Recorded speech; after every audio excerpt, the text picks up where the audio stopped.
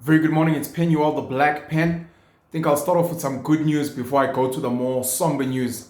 I'd like to thank Tiliti Nembizani on this amazing book that he gifted me that I received this week.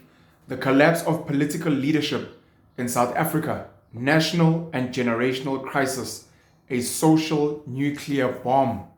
So Tiliti matriculated at Makado Comprehensive Secondary School. He holds a Bachelor of Arts in Criminal Justice and a BA Honours in Criminal Justice from the University of Venda, Univen. Tiliti Nembizane, thank you so much for this book. I can't wait to read it. And obviously I'll give my thoughts to you about it as well on this book. Another amazing book I received this week. Kids on the Road, Grade R to Grade 7. Basic Road Knowledge and Introduction into the World of Driving for Minors. I think this is so fundamentally important. And even if you look inside, the book is so easy to read for kiddies. I don't know if you can see that. Boop. I got this from Umbali Mavundla. Thank you so much, Umbali. But she didn't write it alone. She wrote it with Umampatle Malapane. Guys, thank you so much for this very, very important book. I'm looking forward to going through this. Of course, I think it's going to be fundamentally important, especially to distribute. I'm praying and hoping for you guys that the Department of Education can help you guys distribute this book. Thank you so much for gifting me. I'm looking forward to going through the books, reading the books, and hopefully supporting these books so that as many people as possible can buy them from you. The National Education Healthcare Allied Workers Union has been striking in South Africa from last week. They sent a notice to the department in February. The department got an interdict and then it was appealed, and because of that, the strike carried on. So currently, a lot of public government hospitals and clinics in this country have got protest action going around.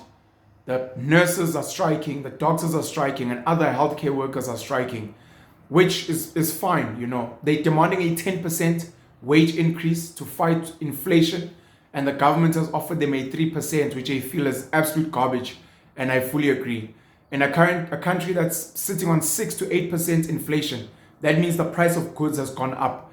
It's unsustainable and it's unlivable to expect people to have rent that is increasing, to have their children's school fees increasing, to have the price of food increasing, to have petrol and diesel continuously increasing, to have electricity going up by 18 point whatever percent, I think 18.75%. It makes no sense to be offering people a 3% increase. It means you're forcing people to go take out debt they cannot afford, which means they're going to be paying even more interest on that debt. And that's how the government and that's how the big players in the economy steal money from ordinary citizens. So the people are correctly in their right to strike. The issue we have currently is that a lot of these guys are destroying infrastructure. They're burning stuff outside. They're destroying things, which the spokespeople from NEHAWU are saying, no, it's a good strike, even though it's unprotected. But we're not telling our members to destroy anything or to be violent. But there has been violence, there has been destruction, and sadly there's intimidation of other healthcare workers that want to go and work and serve the patients. There are long queues in certain hospitals around the country. There are people that have not been getting healthcare and leaving and going home. And I can imagine some of them, out of desperation, have had to then go and look for private healthcare services that can assist them. Minister Joe Pahla of the Department of Health, or the Minister of Health rather, Joe Pahla, has said about 4 people have died. I can only imagine there's more, including patients who have not been looked at, who are not getting, sadly, people can't even get blood and other services coming in and out of the hospitals. There may be patients that are maybe not even getting food and medicines they should be getting. So that is really sad for me. I understand the plight of the healthcare workers. I understand. And it's literally fuck the government and fuck big business. But the reality is there are patients who are literally having their human rights violated. There are children in these hospitals that are having their rights violated, which is really, really tragic for me. Part of the irony is the fact that government doctors, government nurses, a whole lot of other government employees in the spaces have got medical aid. They can actually afford private healthcare. So if some of these doctors and nurses and other people, if they get sick, if their children get sick, along with all this striking, they don't care because they send their children and themselves to private healthcare. So that's part of the bullshit that I don't like about this country. I really think in time, once we have better leadership, they should force all public government services and workers to use public services and public facilities so that they can feel the brunt every time they strike. I've been hearing rumors as well that the South African Police Services, or their union, I think it's SAPU, they're looking to strike as well over wages. I met with an amazing colored elder policeman from Orlando, the Orlando station in Soweto.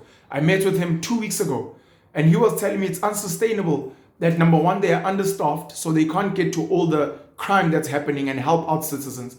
And number two, they just cannot survive on the wages that they have. A big failure about government. And our government keeps getting the right increases. They get a lot of, really, I'm talking about parliament members of parliament in particular. They have really fat salaries and they live comfortably. They themselves, people like the Minister of Health, Joe Pasha, they use private healthcare. He has got medical aid. So if there's striking at places like Chris Hani Baragwanath and other hospitals around the country, they don't feel that because their lives are not affected. In the same way that currently, when there's load shedding, our ministers and members of parliament don't get load shed. If they live in areas where there's no load shedding, which is one of the conditions that they have, they get generators and other alternative energy sources funded by us, the taxpayers.